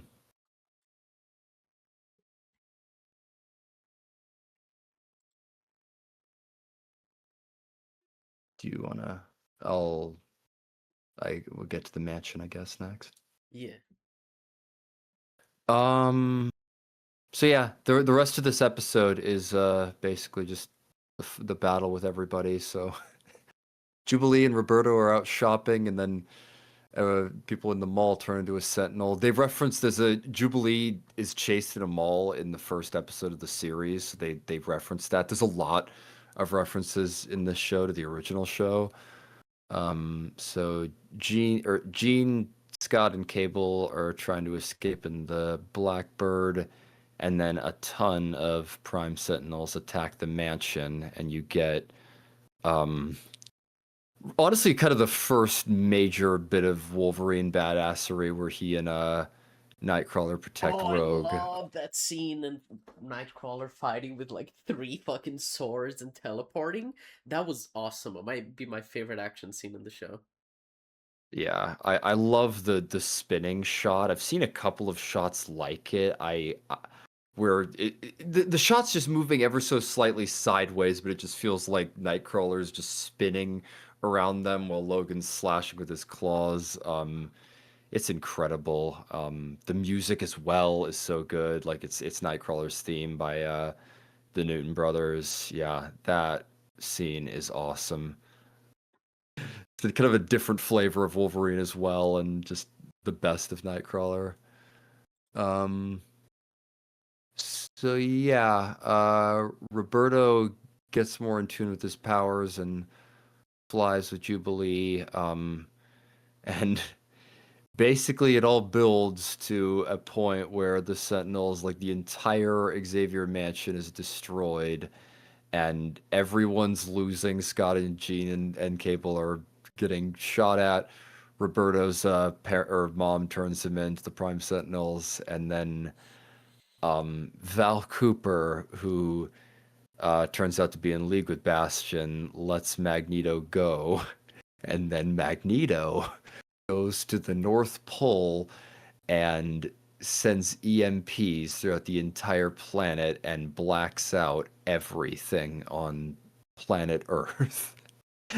And I love right after that, Logan says that it's Magneto declaring war On on humanity, humanity. yeah. And it's treated that way, which I love because that is very comparable to like the blip. It's one of those huge comic book events that has an impact, and they do not downplay the importance of that moment in the slightest. He blacked out the entire and, and probably killed thousands of people while he was at it, man. Like whatever planes are like, there's so much with the scenario like this. Like who the hell knows? But I think I they mean, in mention it his in the defense, next Prime Sentinels episode. were I everywhere. think Charles says it to him, like you killed a lot of people. Well, and I mean, not to mention, like, Jean also says that she could feel, like, or I think Storm says she could feel the Earth's magnetic field dying, and they Yeah. say there will be a point when it becomes irreversible.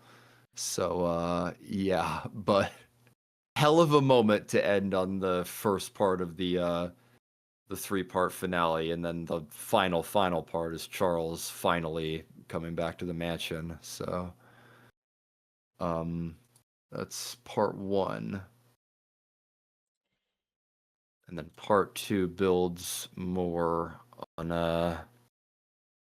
it's so funny because all three episodes do feel distinct. They all feel like their own parts, but it really does feel like part one, part two, and part three of but all one major finale, one final story.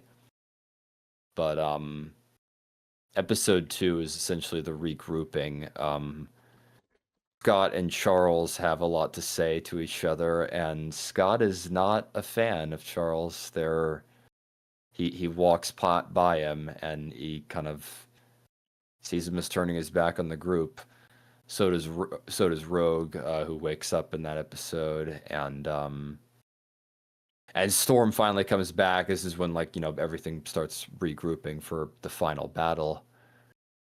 Um, and then meantime, Magneto, fresh back in his villain attire, he brings Asteroid M down and is planning to just take mutants in at that point and ditch Earth.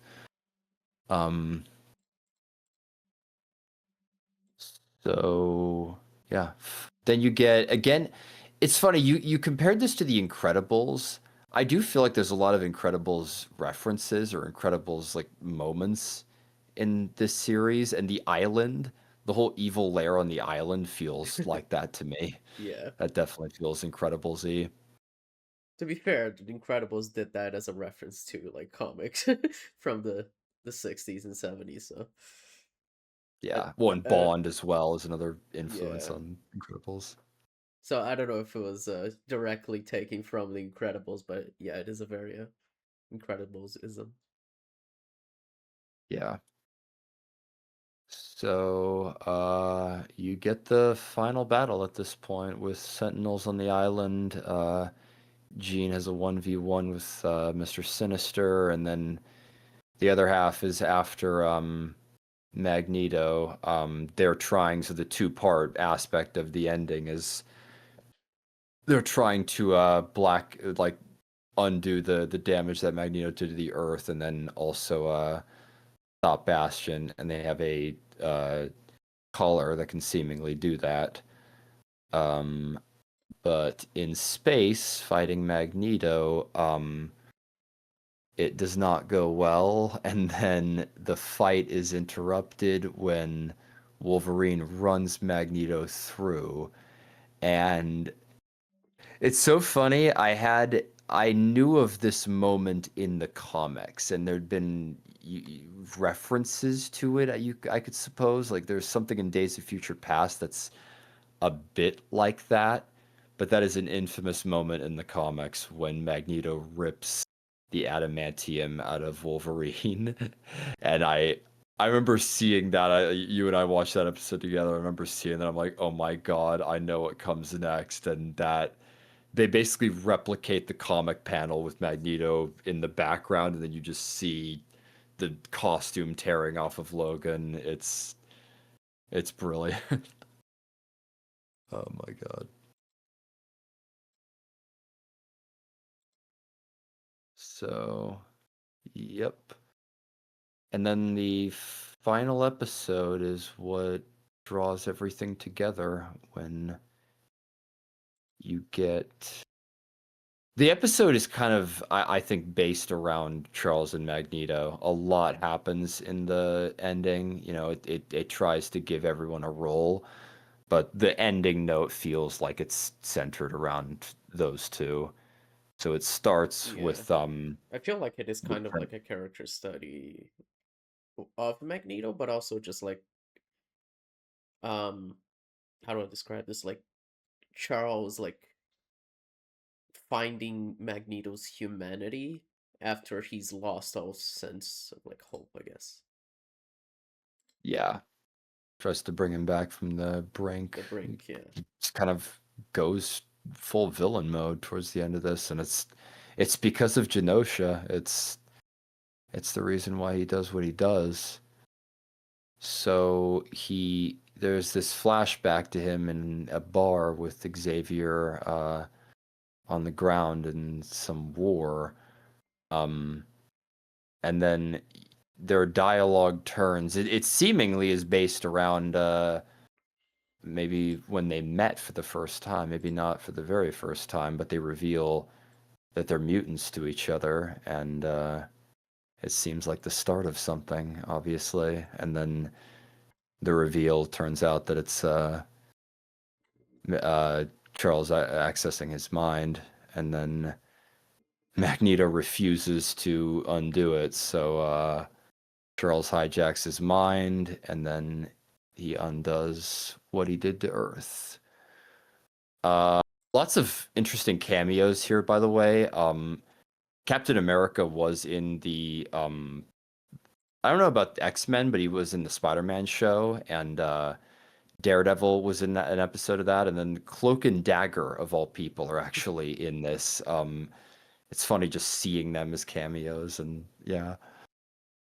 Uh, so with the blackout undone, all the Prime Sentinels come back, and then it's kind of just back to where they were at the end of episode 1 until Jean comes back and uses the Phoenix Force, and she manages to stop Bastion and undo what happened with the Prime Sentinels, as well as defeat Mr. Sinister.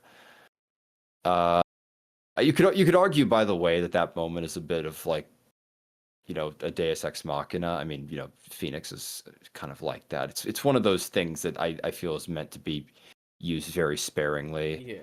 Um, but at the same time, like talk about a fucking world-ending event. I'm like, this is definitely one of those times where I imagine Jean would access the Phoenix Force. So, yep. So all that manages to be done, but then Bastion just decides to go full villain mode, and he goes after Asteroid M. So the team all regroup and go there to fight. And from there, it's basically just the final battle with the villain, which again, it's so funny. A bunch of movies have this, this third act is not unfamiliar. The dramatic scene, like where there's dialogue between characters or they're trying to talk, and then just the main villain like summoning lightning from the sky and the like, and just everything to all attack the main characters. But it feels like it's been built up to all season rather than just a couple of episodes. So it's really well done in this season. Absolutely. So yeah, it leads inside of the asteroid. You get a brilliant 1v1 with Scott and then Jubilee of all people. And then you get a final moment which is very much in line with comic book characters where the heroes try to redeem Bastion. And it's one of those things. It does feel. It can feel caught like Disney-esque to do that. To have like the villain where you like try to talk them back from being evil, especially after everything that Bastion's done. But they made a character of him, and they showed back to his childhood. They showed what And he was how like. They like showed his what turned him mom this as way. well was like she fucked him over, I guess. Um of just like not letting him be taken care of by Professor Xavier. So it It's feels a so little funny.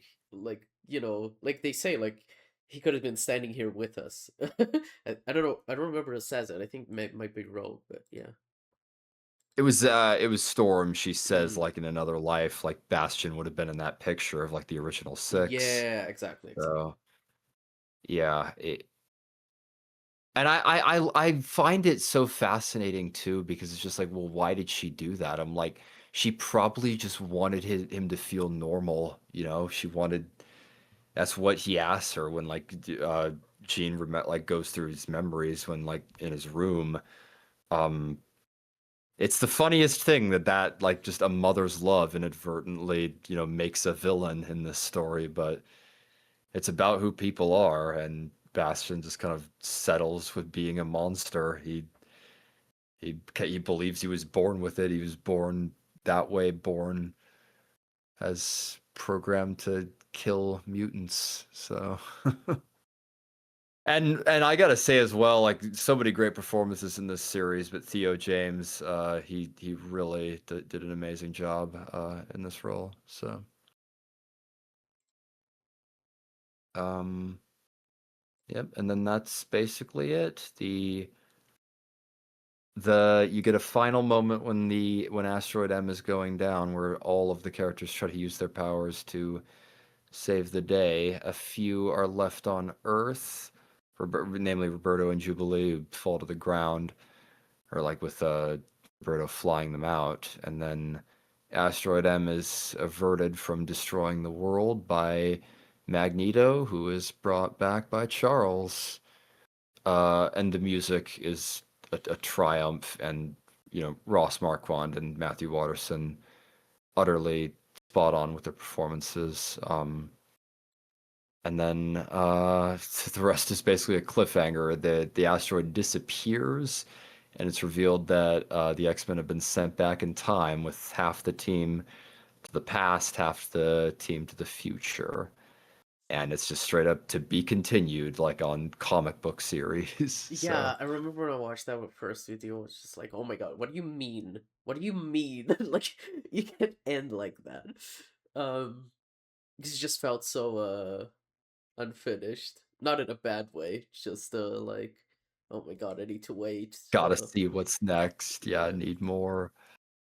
Oh my. Yeah. This is one of those things that I don't feel like I can do justice talking about it. What I find it comparable to is something like Top Gun: Maverick, where I was just utterly wowed when I watched it for the first time, and all subsequent rewatches, I'm just like, this is just great. Everything about it's brilliant, and I do feel like you have to kind of be a comic book fan. You have to be in tune with comics to appreciate a lot of what this series is going for. Like what won the Emmys the year this would have won was Blue Eye Samurai, and I get why it's a little bit more accessible. But I, people are always talking about superhero fatigue, and I just this feels just so comic booky in ways that superhero adaptations just rarely ever do, and it's special in a way of that comes down to the presentation and the passion. Yeah. No, I absolutely love it too. It feels different from like anything I've seen. Um, because like it has that aspect that feels very comic booky, but it takes itself so seriously, which is unlike these animated shows. Like usually you see like the '90s Spider-Man and that I used to watch when I was a kid. And everything it just felt more aimed towards kids, and this show does not feel aimed towards kids at all. I mean, there's a literal fucking genocide, so it's kind of crazy.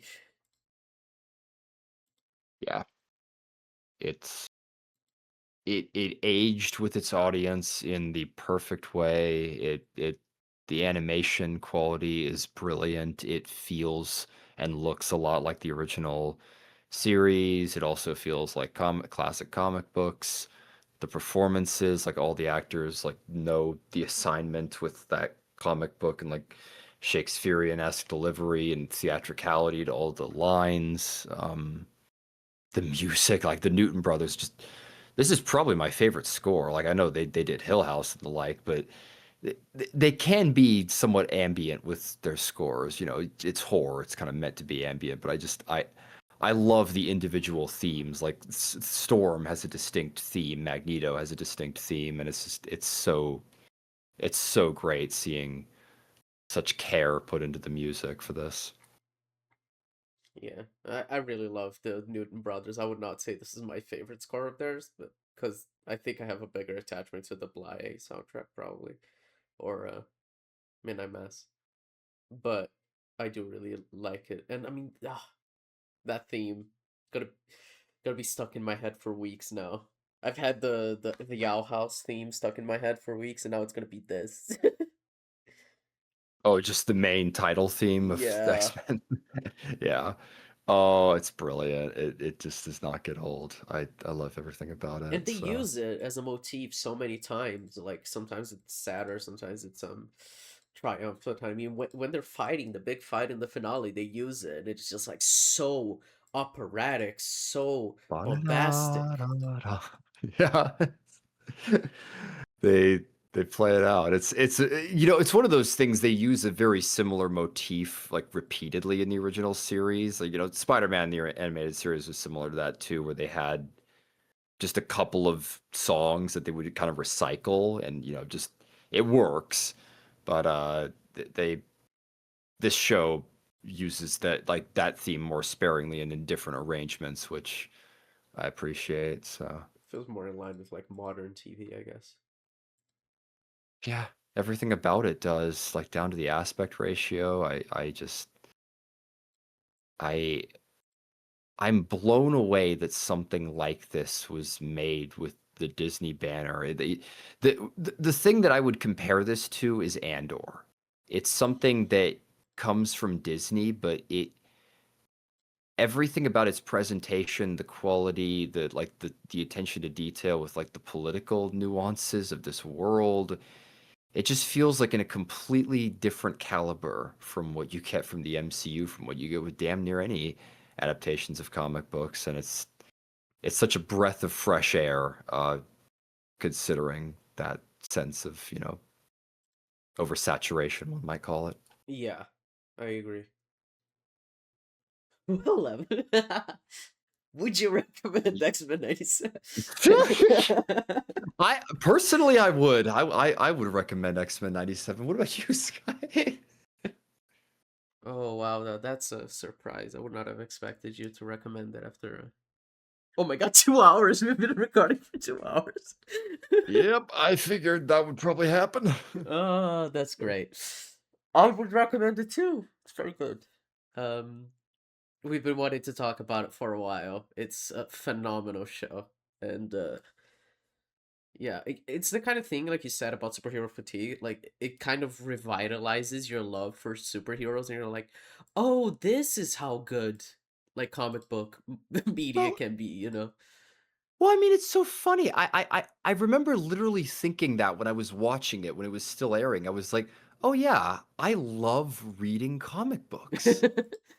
And it's just like I don't usually think that when I watch like an MCU movie, but I literally read Invincible because I watched that. I'm like, you know what? Like Invincible isn't that long. I'm like, I want to read the comic books and get, surpass the show. It, any any art that's like that that inspires you to make your own art or to engage in other art. That's you've done a good work in my opinion. Agreed for sure. So, All all right. right, Sky. After that exhaustive, my God, I hope I didn't talk too much, but it's obviously I have a lot to fucking say. Yeah. What would you like to recommend for Recommend. the Yes. podcast Start today? of what? Season 3 of Yeah, Skye and Evan in the Morning. 101. My God, has it really been 100 episodes? It's It insane to think has. about. It's crazy, 10 right? years. Um, shit. I had one picked out and I completely forgot. Okay. I will recommend. It's basically like a weird recommendation. I've been meaning to rewatch this film for a while because the director is he has made stuff that I like. Um, and I think it deserves another shot because it it deals with a very interesting topic. I don't know if it handles it really all that well, but I've been meaning to give it another shot. So the film is Don't Look Up by Adam McKay. Oh, huh. Yeah. I I remember yeah, really not that liking it when I watched it, but I've been meaning to give most it another people shot. yeah, okay. Yeah, it's Adam McKay. I remember that one getting a really weird reception when it Yeah. first came out. People Yeah, were if you like, look at "Ugh." reviews, it's very polarizing. A lot of people give it really high ratings and really low ratings. It's nothing really in the middle, which I kind of get. I found the movie kind of infuriating, and patronizing, I guess. But it deals with like interesting topics, like in terms of like the allegory for climate change. So I'm curious to rewatch it and see if it actually is as bad as I remember, or if there's something more to it. Um, and I mean, it has fucking stacked cast for one, so you know, it'll be interesting. Hmm. All right. Yeah, Sounds like a plan. yeah. All right. Well, folks, if you've made it to the end, congratulations. I'm proud of you. Um, and yeah, thanks for watching. Go watch the X-Men 97. We mean it. Season 2 is airing as we speak. Yeah, it's good. Maybe an episode for another day, obviously, but I'm liking it. It holds. It reminds me a lot of season 2 of The Pit, where it definitely holds a candle to season 1. Even if it maybe doesn't hit as hard as the first season, but Mm, you know, it's not the end of the world. The first season's amazing, so what can you do? yeah. And yeah, we'll catch you next time for Don't Look Up. Comment, like, subscribe, all those things. And yeah, bye bye. Bye.